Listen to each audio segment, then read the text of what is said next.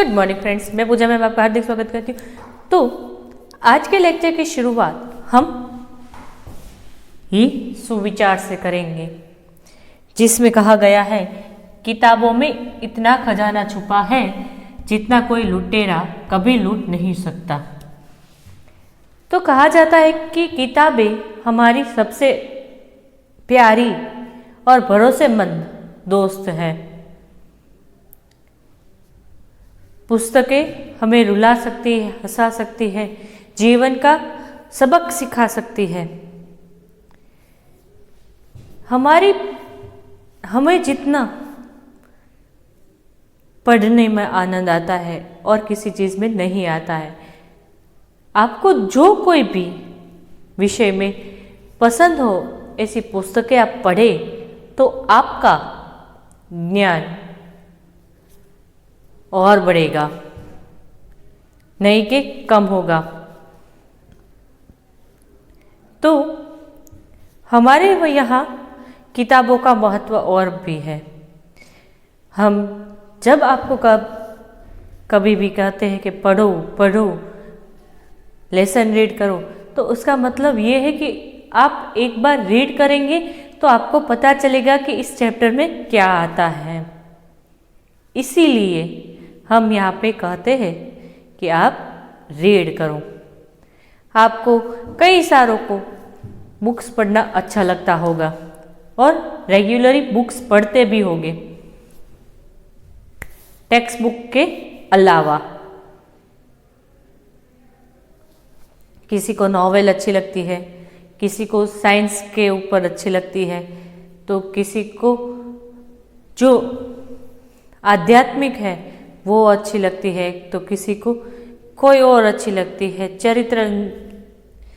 तो हम यदि किसी प्रकार से हमें जो कोई भी बुक्स अच्छी लगे हम वो पढ़ें तो हमें हमारे ज्ञान में वर्जित मिल। यदि आप फर्स्ट स्टैंडर्ड से अभी तक पढ़ते ही ना हो तो आपको आगे नहीं आता है। अगर हमारे मन में अच्छे सच्चे विचार लाने हैं तो हमें पुस्तक का वांचन कंटिन्यू करना होगा, और इससे हमें किस प्रकार से जीवन जीना है, यदि हमें कोई बाधाएं आए तो उससे कैसे निपटना है, ये सारी चीज़ें हमें एक पुस्तक सिखा सकती है। तो आज का जो हमारा चैप्टर है इसी तरह कुछ एक पुस्तक के ऊपर है, जिसमें लेखक ने किस प्रकार से अपनी पहली पुस्तक खरीदी थी उसके बारे में कहा गया है। तो आज का चैप्टर नंबर 23, जब मैंने पहली पुस्तक खरीदी।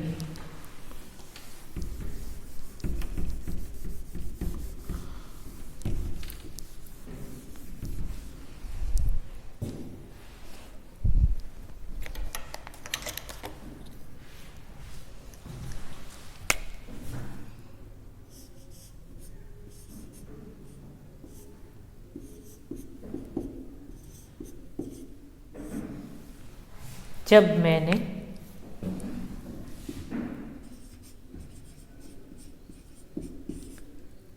पहली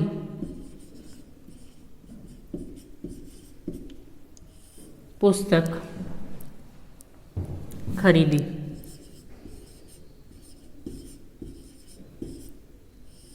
लेखक है धर्मवीर भारती जी।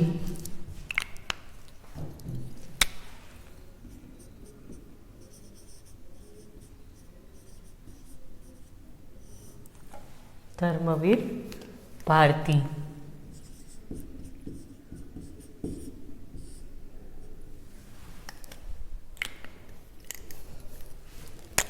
और साहित्य प्रकार है संस्मरण। संस्मरण माने अपनी यादें ताज़ा करना, अपनी कोई बात याद करना। जब कभी हम अपनी पुरानी बातें याद करते हैं और जिस प्रकार से हम बिहेव करते हैं उसे हम संस्मरण करते, किसी के साथ शेयर करते हैं। तो यहाँ पे भी धर्मवीर भारती जी ने हमारे साथ उनकी बचपन की यादें ताज़ा की है। तो आइए पढ़ते हैं हम जब मैंने पहली पुस्तक खरीदी। तो सबसे पहले धर्मवीर भारती जी के बारे में पढ़ते हैं। जन्म सन 1926, निधन सन 1997। धर्मवीर भारती का जन्म 25 दिसंबर 1926 को इलाहाबाद में हुआ था। इलाहाबाद विश्वविद्यालय से उन्होंने MA PhD की उपाधि प्राप्त की। वह हिंदी विभाग के प्राध्यापक नियुक्त हुए। सन 1960 से 1988 तक धर्मयुग जैसे प्रतिष्ठित साप्ताहिक का संपादन कार्य किया।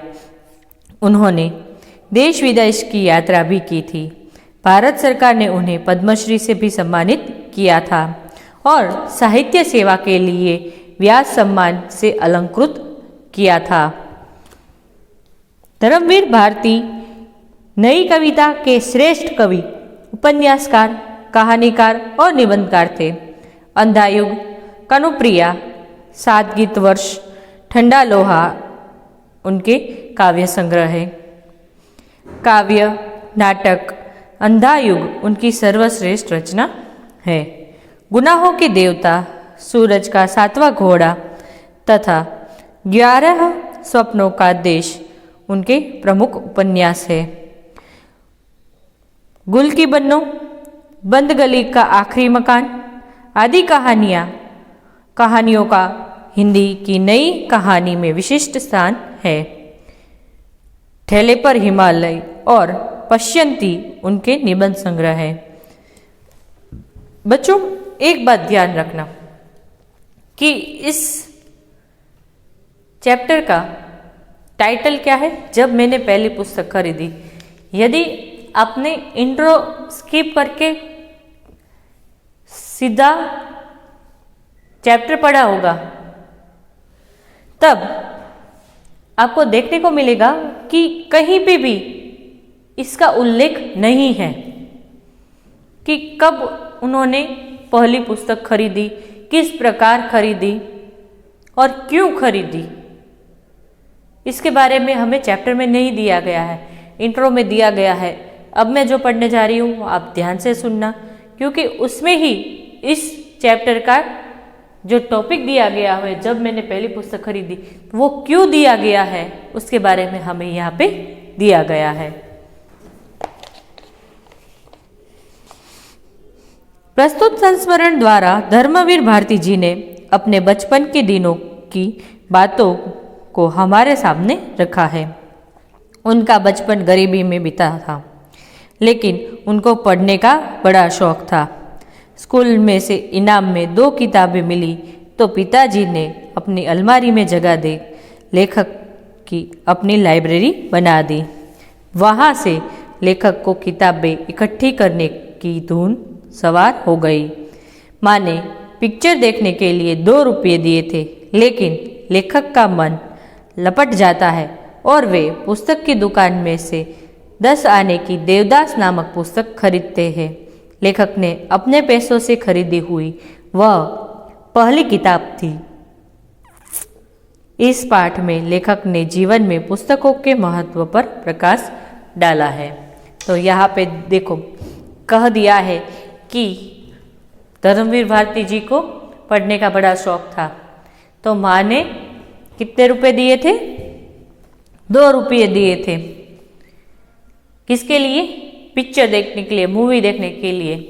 और धर्मवीर भारती 10 पैसे से उसमें से पिक्चर देखने नहीं जाते हैं, लेकिन देवदास नामक पुस्तक लेके आते हैं। यदि आपको मूवी के लिए पैसे मिले तो आप पुस्तक नहीं खरीदेंगे, आप मूवी के लिए ही जाएंगे। तो यहाँ पे हमें पता चल गया है कि जब मैंने पहली पुस्तक खरीदी तो उन्होंने कौन सी पुस्तक खरीदी थी? देवदास। कितने पैसे में? 10 पैसे में। अब शुरू होता है चैप्टर। बचपन की बात है। उस समय आर्य समाज का सुधारवादी आंदोलन पूरे जोर पर था। मेरे पिता आर्य समाज रानी मंडी के प्रधान थे और माँ ने स्त्री शिक्षा के लिए आदर्श कन्या पाठशाला की स्थापना की थी। अब धर्मवीर भारती जी अपने बचपन को याद करते हुए कहते कि ये मेरे बचपन की बात है। तब मेरे पिताजी आर्य समाज किसने स्टार्ट किया था? दयानंद सरस्वती, स्वामी दयानंद द्वारा स्थापित एक संस्था है जिसमें मूर्ति पूजा को नहीं मानती थी, जो मूर्ति पूजा को नहीं मानती थी। तो ऐसे आर्य समाज में उसके पिताजी रानी मंडी के प्रधान थे और माताजी भी स्त्री शिक्षा के लिए कन्या विद्यालय में कन्या पाठशाला स्थापना की थी, कन्या पाठशाला की स्थापना की थी। प्रधान माने मुखिया।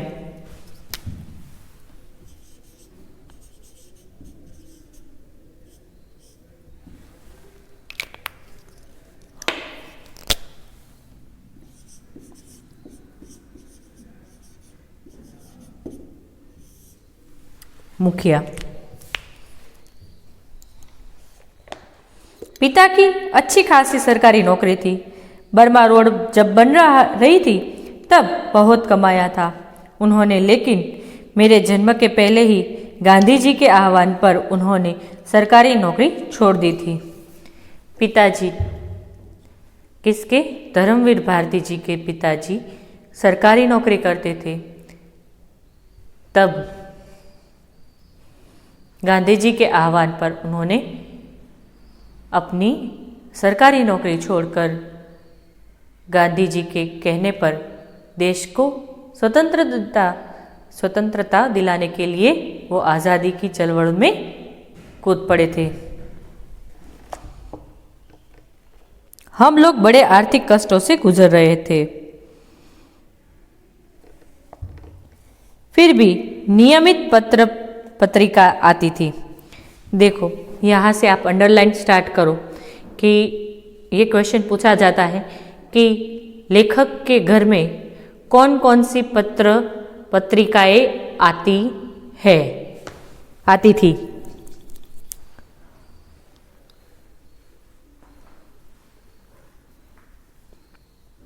आर्य समाज, आर्य मित्र, साप्ताहिक, वेदोदय, सरस्वती, गृहिणी और 2 बाल पत्रिकाएं खास मेरे लिए, बाल सखा और चमचम।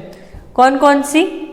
आर्य मित्र, साप्ताहिक, वेदोदय, सरस्वती, गृहिणी और 2 सिर्फ धर्मवीर भारती जी के लिए, बाल सखा और चमचम।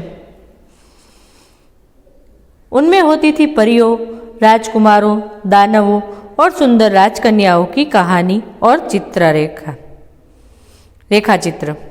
मुझे पढ़ने की चाह लग गई। हर समय पढ़ता रहता। खाना खाते समय थाली के पास पत्रिकाएं रखकर पढ़ता।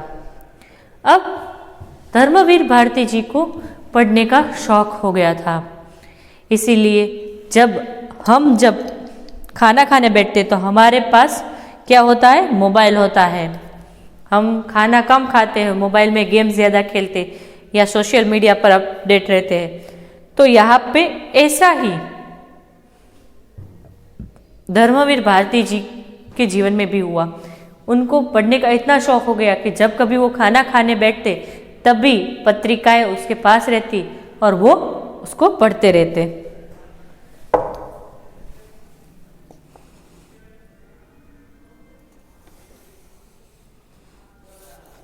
अपनी दोनों पत्रिकाओं के अलावा भी सरस्वती और आर्य मित्र पढ़ने की कोशिश करता।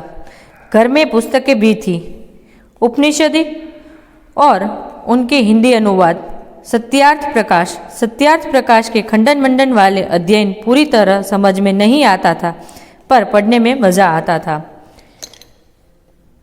उपनिषद वेदों के बाद की रचना।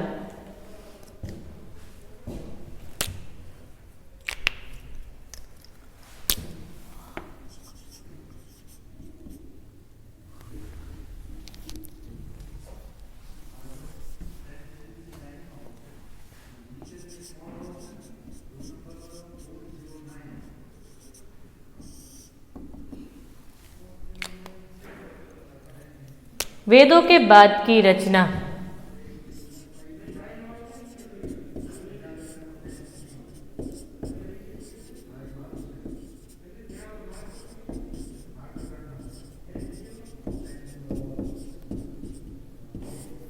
बाद की रचनाएं। तो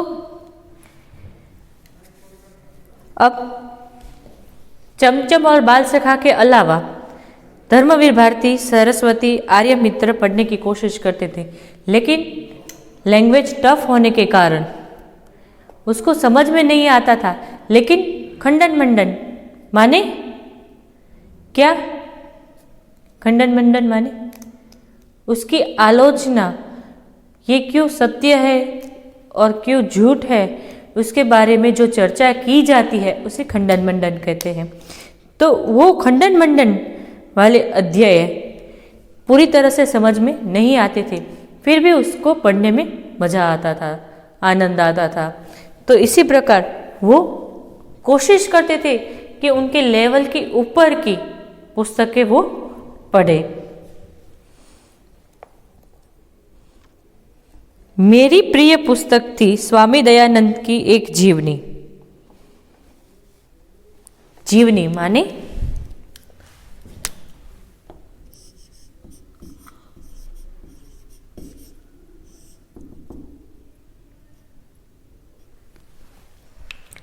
जीवनी माने जीवन चरित्र।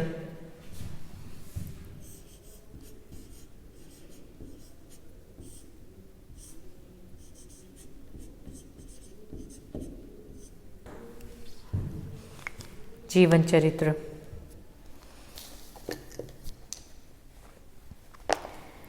अब धर्मवीर भारती जी की फेवरेट पुस्तक थी स्वामी दयानंद की जीवनी, जीवन चरित्र उनका। रोचक शैली में लिखी हुई, अनेक चित्रों से सुसज्जित। दयानंद सरस्वती के बारे में पूरी कहानी उसमें लिखी थी, साथ में इमेज भी रखी हुई थी, इसलिए उनको पढ़ने में और आनंद आता था। वे तत्कालीन पाखंडों के विरुद्ध अदम्य साहस दिखाने वाले अद्भुत व्यक्ति थे। पाखंड, रोचक,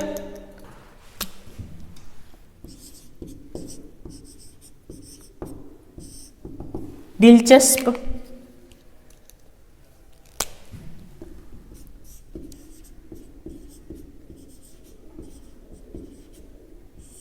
दिलचस्प, सुसज्जित,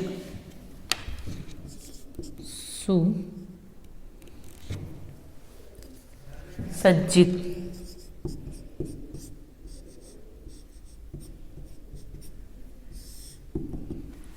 सुसज्जित, अच्छी तरह से सजी हुई।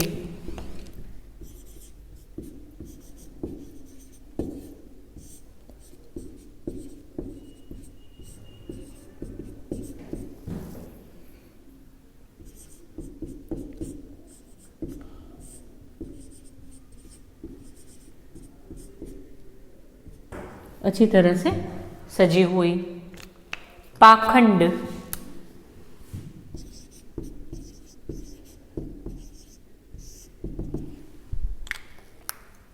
ढोंग, आडंबर,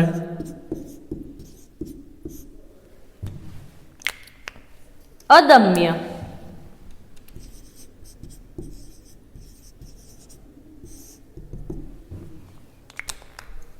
अदम्य, जो दबाया न जा सके।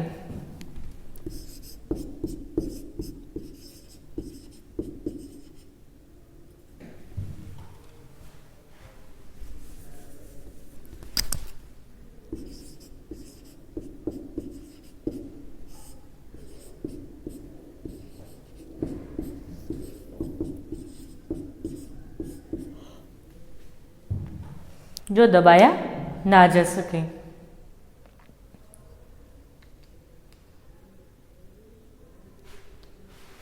तो यहाँ पे जो आडंबर होते थे, ढोंग होते थे, गुजराती का हमारा फर्स्ट चैप्टर अखा, भगत वाला।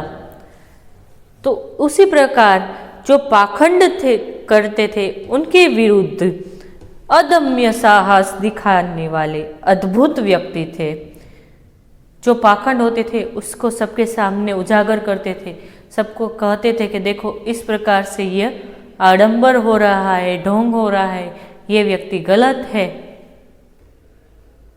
तो यह सब सबके सामने लाने वाले ताकतवर इंसान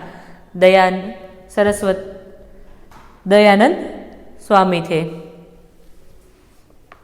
कितनी ही रोमांचक घटना थी उनके जीवन की जो मुझे बहुत प्रभावित करती थी। उनकी घटनाएं कितनी सारी हैं और धर्मवीर भारती को भी उनसे प्रोत्साहन मिलता था।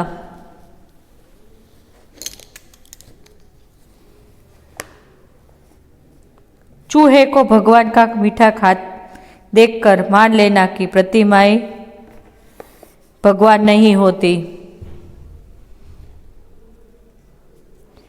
चूहे का भगवान का मीठा खाते हुए देखकर मान लेना कि प्रतिमाएं भगवान नहीं होती। घर छोड़कर भाग जाना, तमाम तीर्थों, जंगल, गुफाओं, हिम शिखरों पर साधु के बीच घूमना और हर जगह उसकी तलाश करना कि भगवान क्या है, सत्य क्या है। दयानंद जी ने सारी दुनिया घूम के सब साधु संत के सबके साथ रहकर भगवान क्या है, कहाँ पे है, देखने की कोशिश की थी और तभी उनको पता चला कि किस किस प्रकार से पाखंड करते हैं लोग, उसको पता चला था। तो इसीलिए वो उनके विरोध में थे। जो भी समाज विरोधी मनुष्य विरोधी मूल्य है, रूढ़ियां हैं, उनका खंडन करना और अंत में अपने हत्यारों को क्षमा कर उसे सहारा देना, यह सब मेरे बाल मन को बहुत रोमांचित करते थे। जो पुरानी रूढ़ियां हैं उसको, मान्यताओं को विरोध कर उनको गलत साबित करते थे और अपना जो हत्यारा है उसको भी माफ कर देने की ताकत हम में है, ऐसा वो सिखलाते थे। इसी बात पर वो बड़े दिलचस्प हो गए थे। उनके बाल मन को उनकी दिलचस्पी और ज़्यादा बढ़ गई कि ऐसे भी इंसान होते हैं जिन्हें यह कहा है कि क्या हमारे हत्यारों को भी हमें क्षमा कर देना चाहिए। खंडन करना मतलब पुरानी बातों का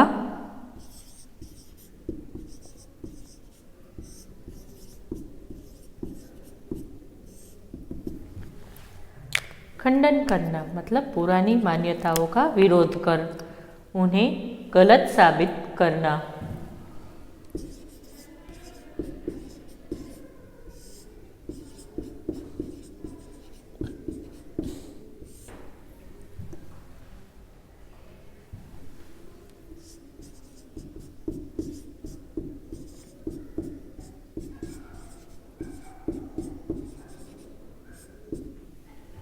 विरोध कर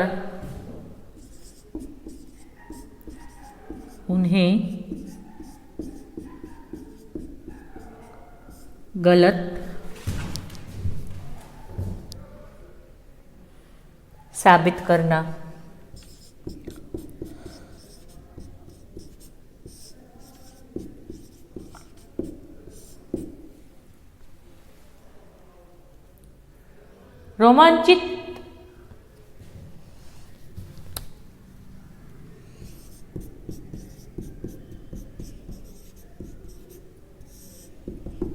रोमांचित मतलब रोए खड़े हो कर देना। दिलचस्प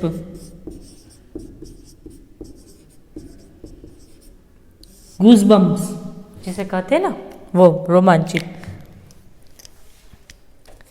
तो ये सारी बातें उनको बहुत अच्छी लगती थी। माँ स्कूली पढ़ाई पर जोर देती, चिंतित रहती कि लड़का कक्षा की किताबें नहीं पढ़ता, पास कैसे होगा। धर्मवीर भारती जी की माँ को ऐसा ही लगता कि यह बालक, यह हमारा बच्चा स्कूली किताब नहीं पढ़ता है तो पास कैसे होगा, और सारी किताबें पढ़ता है तो ये पास कैसे होगा। ये सारी चिंताएं उसको खाए जा रही थी। कहीं खुद साधु बनकर फिर से भाग गया तो। उसकी माँ को ऐसा लगता था कि जिस प्रकार दयानंद जी भाग गए थे अपने घर को छोड़कर, उसी प्रकार यह भी साधु बनकर भाग जाएगा तो। पिता कहते जीवन में यही पढ़ाई काम आएगी, पढ़ने दो।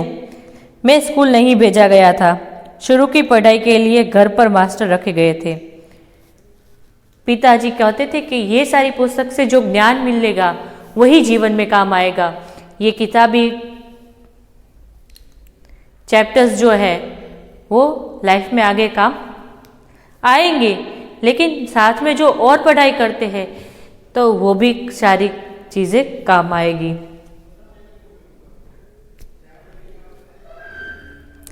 शुरू में उन्होंने केजी सेक्शन और ये सारे नहीं किया, इसके लिए उसको एक टीचर घर पे पढ़ाने आते थे।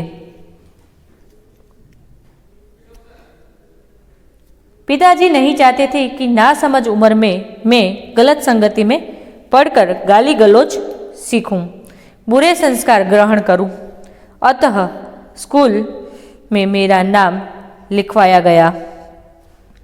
पिताजी नहीं चाहते थे कि कोई बुरी संगत में ना पड़ जाऊं, इसीलिए शुरुआती शिक्षा उन्होंने घर पे ही प्राप्त की थी। बाद में धर्मवीर भारती जी को स्कूल में बिठाया गया।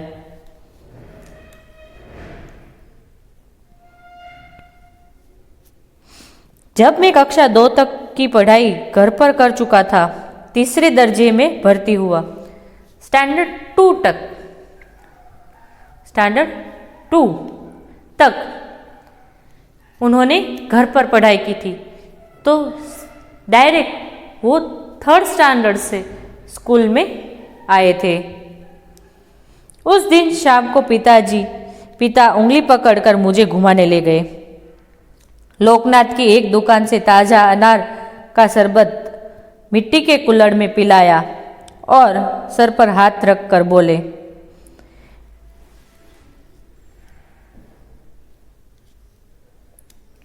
जब वो स्कूल में बिठाया तब पिताजी धर्मवीर जी को बाहर घुमाने ले गए और एक जगह पर मिट्टी के बर्तन में अनार का शरबत पिलाया और सिर पर हाथ रखकर बोले, वायदा करो कि पाठ्यक्रम की किताब भी इतने ही ध्यान से पढ़ोगे, माँ की चिंता मिटाओगे। अब प्रॉमिस लिया धर्मवीर भारती जी के पिताजी ने कि जिस प्रकार से तुम अन्य पुस्तकें पढ़ते हो, उसी प्रकार तुम पाठ्य माने कि टेक्चुअल चैप्टर्स भी रीड करोगे और अपनी माता की चिंताएं दूर करोगे। उनका आशीर्वाद था या मेरी जी तोड़ परिश्रम कि तीसरे चौथे में मेरे अच्छे नंबर आए और 5वें दर्जे में तो मैं फर्स्ट आया। अब ये पिताजी का आशीर्वाद ही समझ लो, धर्मवीर जी मानते, या मेरी कड़ी परिश्रम, मेरी मेहनत काम आई कि तीसरे और चौथे स्टैंडर्ड में मुझे अच्छे मार्क्स आए और 5th स्टैंडर्ड में मैं फर्स्ट आया। माँ ने आंसू भरकर गले लगा लिया। पिता मुस्कुराते रहे, कुछ ना बोले। अब उसकी माँ को जो टेंशन थी कि मेरा बच्चा पास होगा या नहीं होगा, अब तो वो फर्स्ट आ गया, इसीलिए उसकी आंखों में खुशी के आंसू आ गए थे और पिताजी मुस्कुरा रहे थे क्योंकि उसने कहा कि देखो मेरा बेटा कितना समझदार है, मैंने जो कहा उसने वो किया, इसीलिए वो कुछ नहीं बोलते हैं। अंग्रेजी में मेरे नंबर सबसे ज्यादा थे, अतः स्कूल से इनाम में 2 अंग्रेजी किताबें मिली थी। एक में दो छोटे बच्चे घोंसलों की खोज में बागों और कुंजों में भटकते हैं। और इस बहाने पक्षियों की जाति, उनकी बोली, उनकी आदतों की जानकारी मिलती है। सबसे ज़्यादा मार्क्स उन्हें इंग्लिश में आए थे, इसीलिए अंग्रेजी की 2 पुस्तकें उसको स्कूल में से गिफ्ट के तौर पर मिली थी। उसमें एक में 2 छोटे बच्चे अपनी रहने की जगह खोजने के लिए यहाँ वहाँ भटकते थे। उसमें पक्षियों की जातियों के बारे में और उनकी बोलियों की और उनकी आदतों के बारे में जानकारी दी गई थी। दूसरी किताब थी ट्रस्टी द रग, जिसमें पानी की कथाएं थी। कितने प्रकार के होते हैं, कौन कौन सा माल दाल लाद कर लाते हैं, कहाँ ले जाते हैं, नाविक की जिंदगी कैसी होती है, कैसे कैसे जीव मिलते हैं, कहाँ वेल होती है, कहाँ शार्क होती है। दूसरी जो पुस्तक थी, जो बुक थी, उसका नाम था ट्रस्टी द रग। उसमें समुद्र के बारे में ज़्यादातर नॉलेज थी कि पानी कितने प्रकार का होता है, कि जो नाविक होते हैं उसका जीवन कैसा होता है, कहाँ पे कौन सी मछलियाँ मिलती है, शार्क कहाँ मिलती है, वेल कहाँ मिलती है। ये सारी नॉलेज दूसरी बुक में थी। इन 2 किताबों ने एक नई दुनिया का द्वार मेरे लिए खोल दिया। पक्षियों से मेरा आकाश और रहस्य से भरा हुआ। पिता ने अलमारी के एक खाने में अपनी जगह चीज़ें हटाकर जगह बना दी और मेरी दोनों किताबें उस खाने में रख कर कहा, आज से यह खाना तुम्हारी अपनी किताबों का, यह तुम्हारी लाइब्रेरी है। यहाँ से आरंभ हुई सब उस बच्चे की लाइब्रेरी। आप पूछ सकते हैं कि किताबें पढ़ने का शौक तो ठीक, किताबें इकट्ठी करने की सनक क्यों सवार हुई, उसका कारण भी बचपन का एक अनुभव है। तो यहाँ पे जब ये पुस्तक उनको गिफ्ट में मिली, तब वो घर पे आके उनको पिताजी को बताते हैं कि आज मुझे देखो, ये मुझे 2 गिफ्ट मिली है। तो उसके पिताजी ने अपनी अलमारी में, कबर्ड में से एक खाना खाली करके बोला, वहाँ पे रख दिए पुस्तक और बोला कि आज से ये तुम्हारी लाइब्रेरी, तुम्हें जो किताबें पसंद आए आप यहाँ पे रख सकते हो। तो वहाँ से किताब भी इकट्ठा करने का प्रारंभ हुआ। उसके पीछे भी किताबें पढ़ने का तो शौक था, लेकिन किताबें इकट्ठी करने के शौक कैसे हुआ, उसके पीछे भी एक अनुभव है। इलाहाबाद भारत के प्रख्यात शिक्षा केंद्रों में एक रहा है। ईस्ट इंडिया कंपनी द्वारा स्थापित पब्लिक लाइब्रेरी से लेकर महामना मदन मोहन मालवीय द्वारा स्थापित भारती भवन तक अपने मोहल्ले में एक लाइब्रेरी थी, हरि भवन। स्कूल से छुट्टी मिली कि मैं उसमें जाकर अध्ययन करता। देखो, लेखक को इतना पढ़ाई का शौक था, रीडिंग का शौक था कि स्कूल से तुरंत छुट्टी होकर वो लाइब्रेरी चले जाते पढ़ाई रीडिंग के लिए। हमें तो क्या होता है, घर पे जाके खाना खाना है, आराम करना है, मोबाइल खेलना है, बाद में अगर टाइम मिले तो होमवर्क करना है। तो यहाँ पे ऐसा नहीं है। धर्मवीर भारती जी स्कूल से जब भी छूटते वो हरि भवन नामक, उनके मोहल्ले में एक लाइब्रेरी थी हरि भवन नामक, उसमें जाकर बुक्स रीड करते थे। तो ये थी जब मैंने पहली पुस्तक खरीदी। एक बार आप रीड कर जाओ।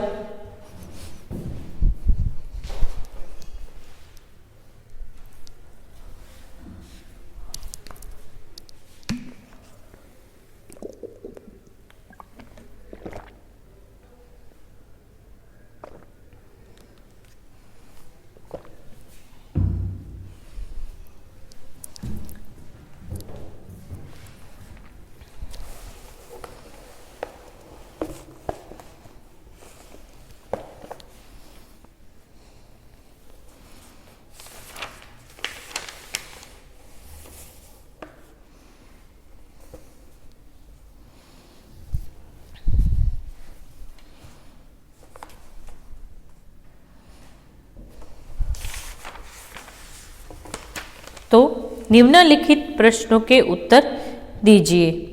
माँ की स्कूली पढ़ाई पर जोर देने से लेखक की पढ़ाई पर क्या असर हुआ?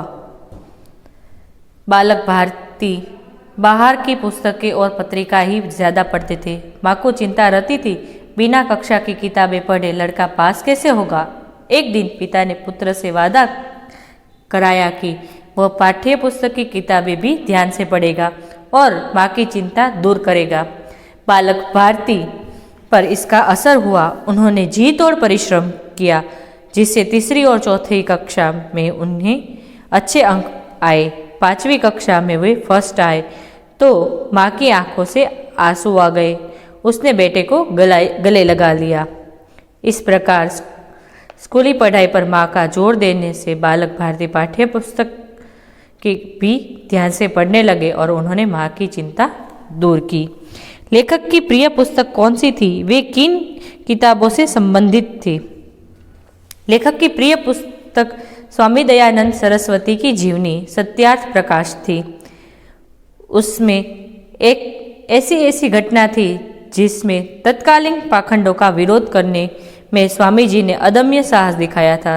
स्वामी जी मूर्ति पूजा के विरोधी थी। ईश्वर और सत्य की खोज में वे तीर्थों जंगलों में खूब भटके थे और उन्होंने साधु का संग किया था। वे रूढ़ियों का खंडन करते थे। उन्होंने अपने हत्यारक को भी क्षमा कर दिया था। इस तरह दयानंद जी ने से संबंध रखने वाली अनेक बातें बड़ी रोमांच शैली में उसकी जीवनी में दी गई हुई है।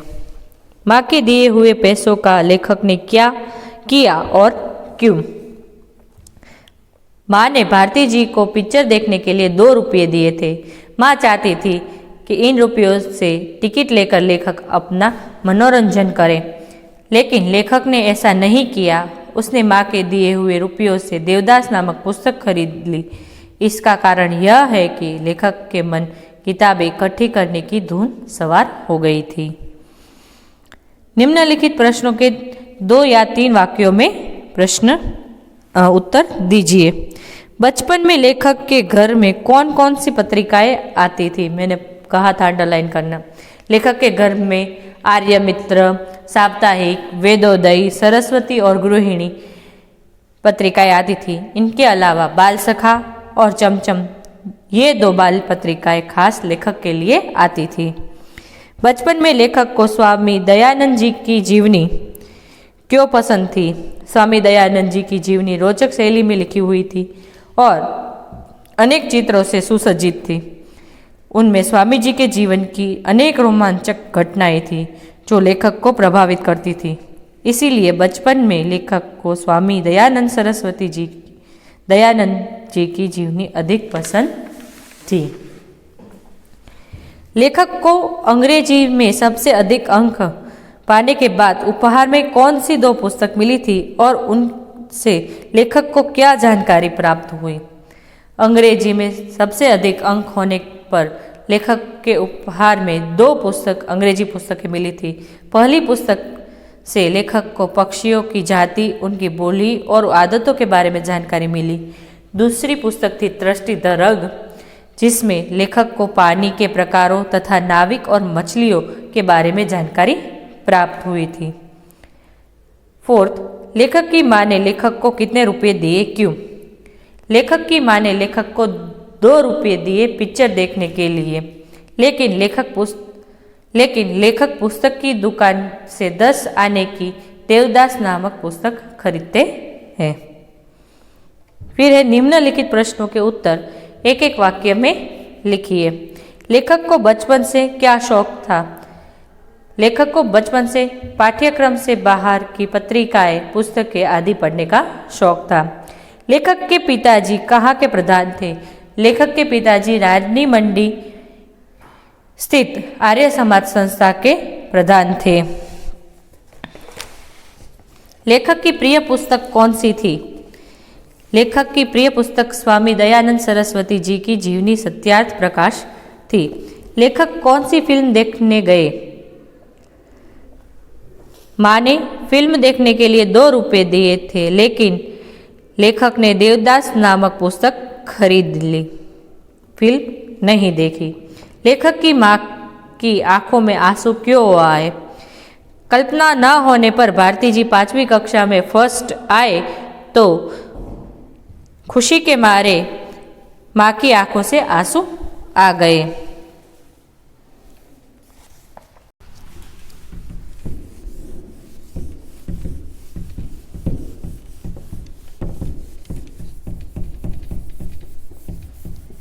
तो क्वेश्चन नंबर 4 है, निम्नलिखित शब्दों के हिंदी शब्द लिखिए।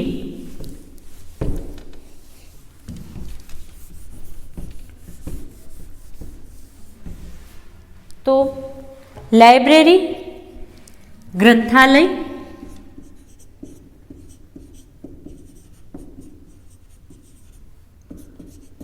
दूसरा है थिएटर, चलचित्र घर,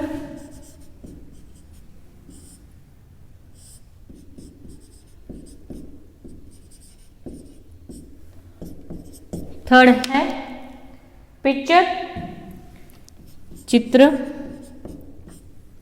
फोर्थ है इंडिया, भारत, फिफ्थ है लाइब्रेरियन, ग्रंथपाल,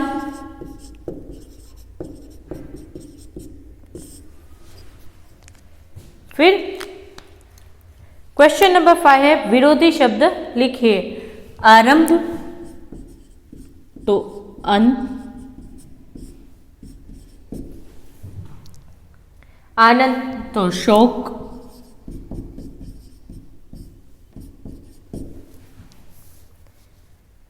जीवन तो मृत्यु, फोर्थ है छोटा तो बड़ा,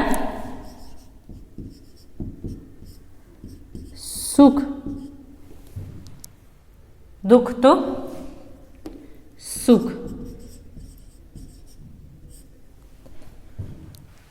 फिर है, निम्नलिखित वाक्यों में से साधारण, संयुक्त और मिश्रित वाक्य को पहचान कर नाम लिखिए। मेरे पिता आर्य समाज की रानी मंडी के प्रधान थे और माँ ने स्त्री शिक्षा के लिए आदर्श कन्या पाठशाला की स्थापना की।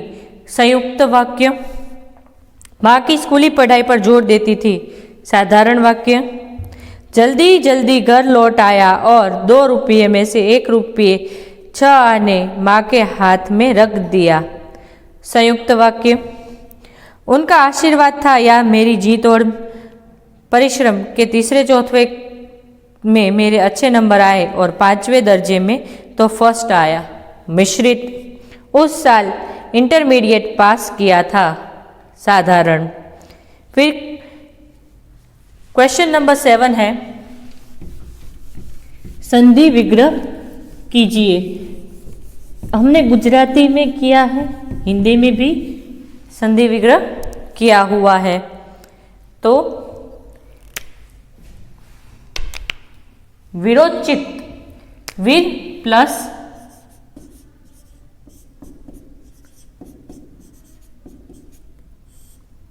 उचित। दूसरा है रमेश, रमा प्लस ईश। देवोचित, देव प्लस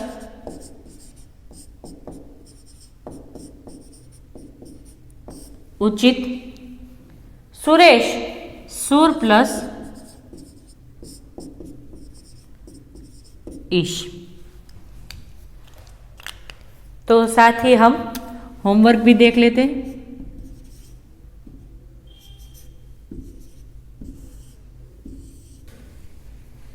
चैप्टर नंबर 23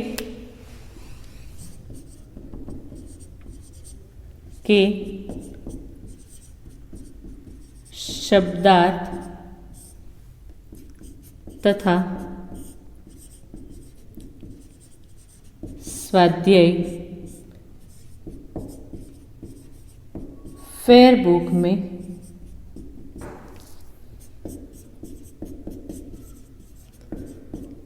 लिखिए।